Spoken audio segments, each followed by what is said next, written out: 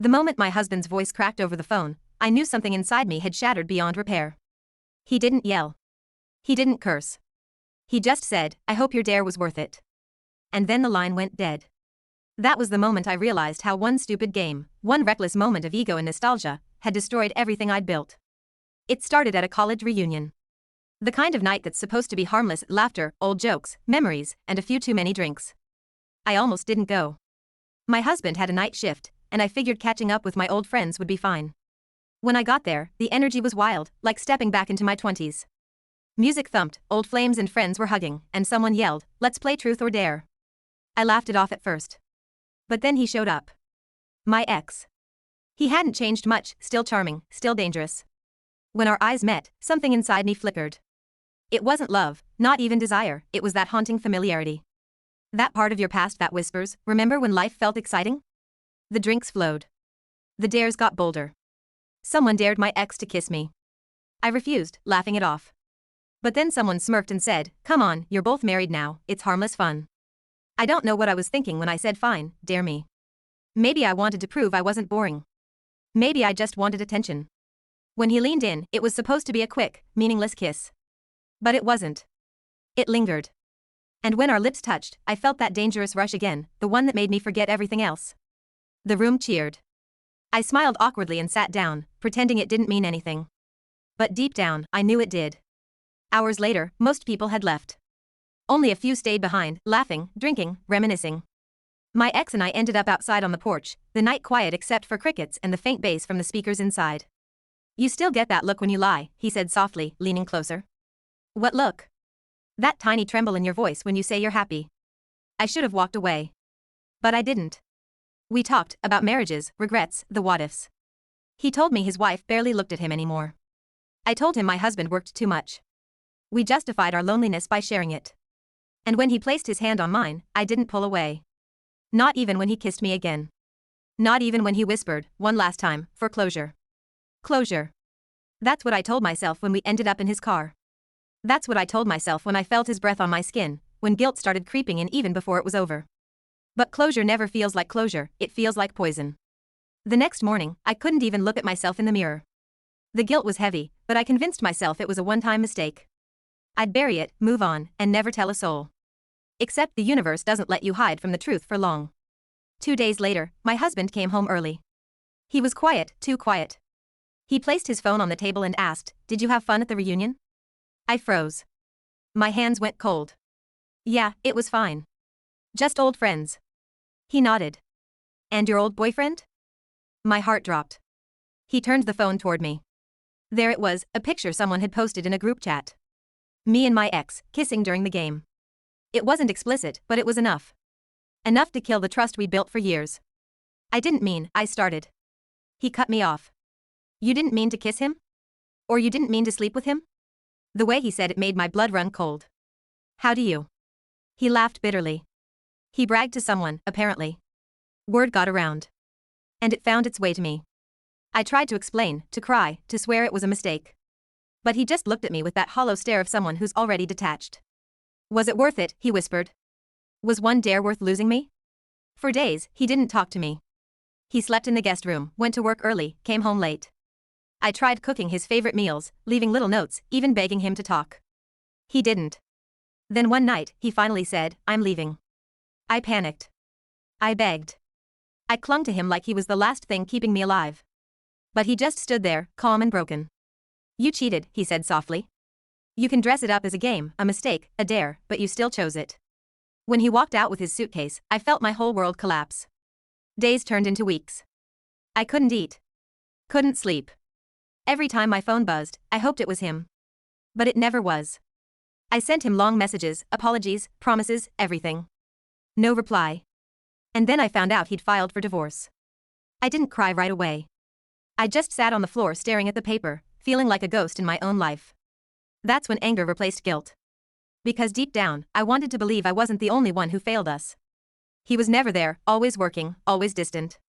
Didn't I deserve attention? Affection? But the more I tried to justify it, the uglier it sounded.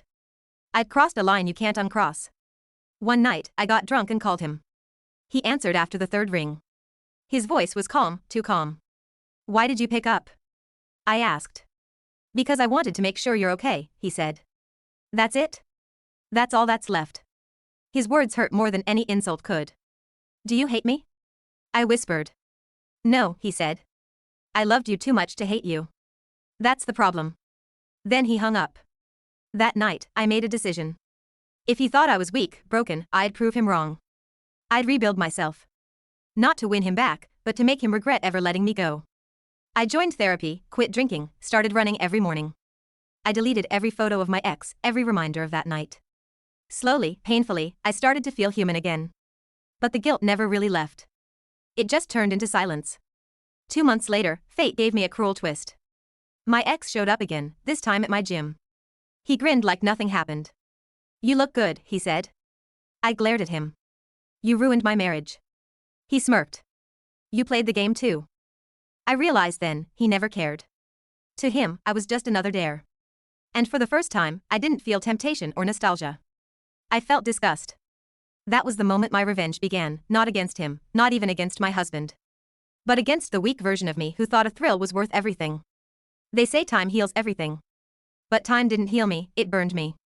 Every morning when I woke up to an empty bed, I could still feel the echo of his warmth beside me, like a ghost I couldn't exorcise.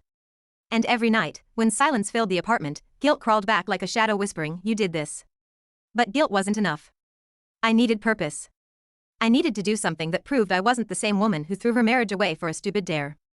Therapy helped at first. My therapist told me, you're addicted to remorse. Forgiveness has to start with you.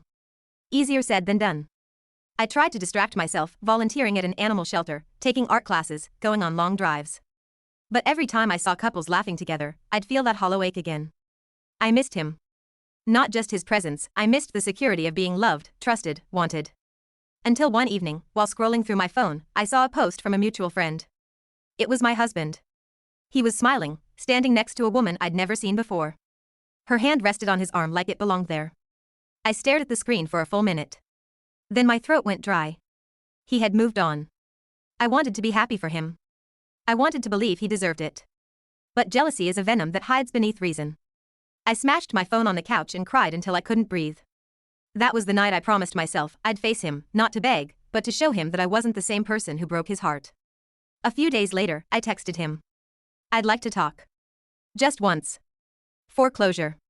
No reply for a day. Then finally. Fine. Tomorrow. 6 p.m. at the cafe near the park. My hands trembled as I read it. When I saw him the next evening, he looked peaceful. Not angry, not hurt, just calm. Like someone who'd made peace with the storm. He wore the same jacket I'd bought him for his birthday. My chest tightened. Thanks for meeting me, I said softly. He nodded.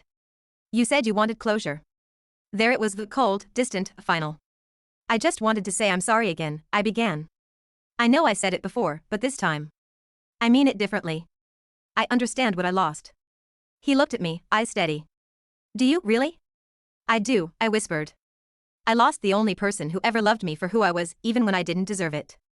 I thought I was missing excitement, but what I really missed was appreciation. And I see that now. He sighed. You don't get to learn that lesson by destroying someone. I know. We sat in silence for a while, the air between us thick with memories. Then I said, are you happy? He hesitated, then nodded slightly. Getting there. With her? I asked. He didn't answer. That told me enough. I'm glad, I said, forcing a smile. She's lucky. He looked surprised. You really mean that? Yes, I said. Because I finally understand what it means to love someone, it's wanting their peace, even when it's not with you. He studied me for a long time, then said quietly, you've changed. I smiled faintly. Pain does that. When we left the cafe, we didn't hug. We didn't cry. But as he walked away, I realized something. For the first time in months, I didn't feel broken.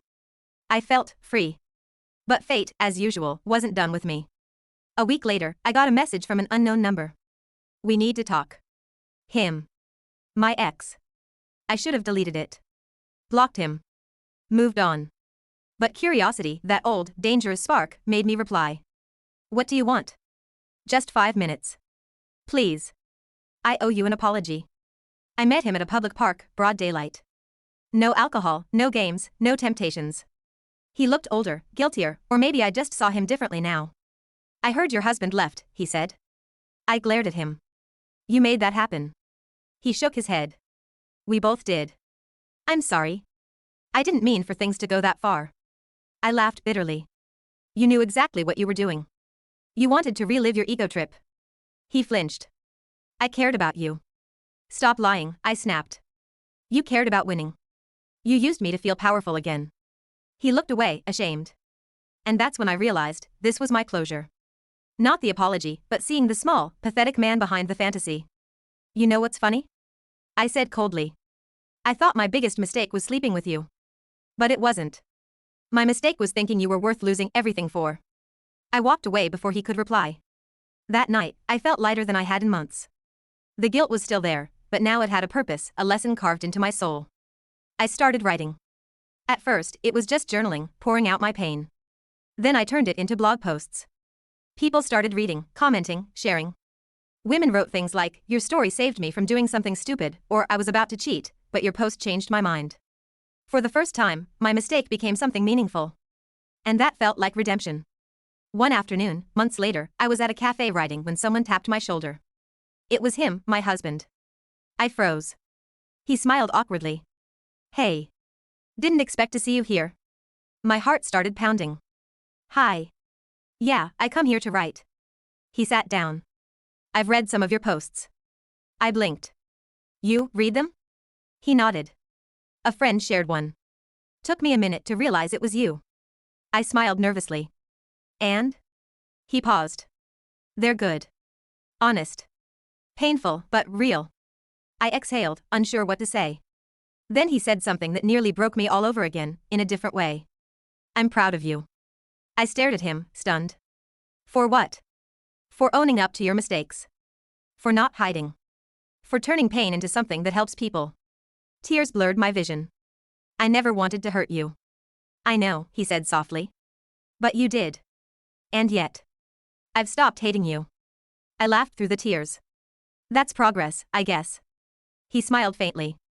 It is. We sat there for a while, talking like old friends, carefully, gently, as if the air itself might crack if we breathed too deeply. Before leaving, he said, take care of yourself. You too, I whispered. That was the last time I saw him. I didn't chase him this time. I didn't beg or cry. Because for the first time, I understood something profound. Sometimes, the best revenge isn't making them hurt the way you did. It's becoming the version of yourself they never believed you could be. A year later, my life looked completely different. My blog had turned into a podcast about relationships, mistakes, and redemption. I got invited to speak at events, sharing my story not as a confession, but as a cautionary tale. People asked me if I'd take him back if he ever came back. I always gave the same answer. No. Because the woman he loved doesn't exist anymore. And I meant it.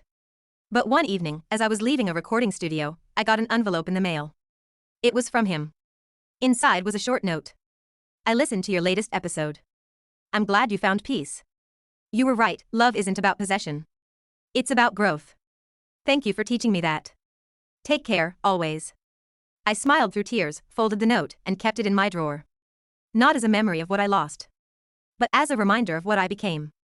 The woman who betrayed her husband for a dare died that night when he walked out. The woman who replaced her learned that real strength isn't in being forgiven, it's in forgiving yourself. And sometimes, the best revenge isn't fire or fury. It's peace.